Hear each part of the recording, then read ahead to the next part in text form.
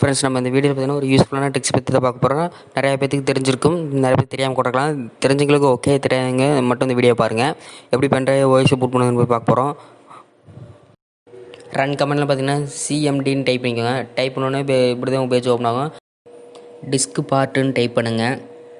Type பண்ணது பார்த்தீங்கன்னா இப்படி தான் ஓப்பன் ஆகும். அதில் வந்து லிஸ்ட்டு டிஸ்க்குன்னு டைப் பண்ணுங்கள். டைப் பண்ணி டிஸ்க் 0 டிஸ்க் 2 சொல்லி கேட்குது.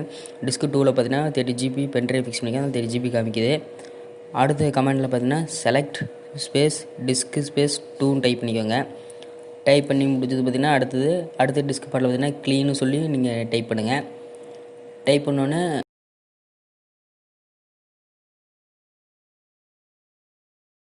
அடுத்த கமெண்டில் பார்த்தீங்கன்னா create space partition space primary அப்படின்னு டைப் பண்ணுங்கள்.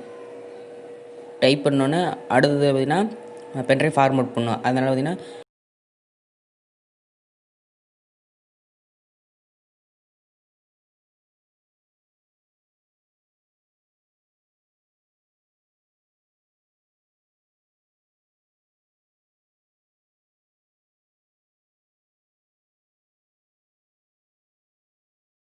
Format space FS equal NTFS space quick அப்படின்னு டைப் பண்ணுங்கள்.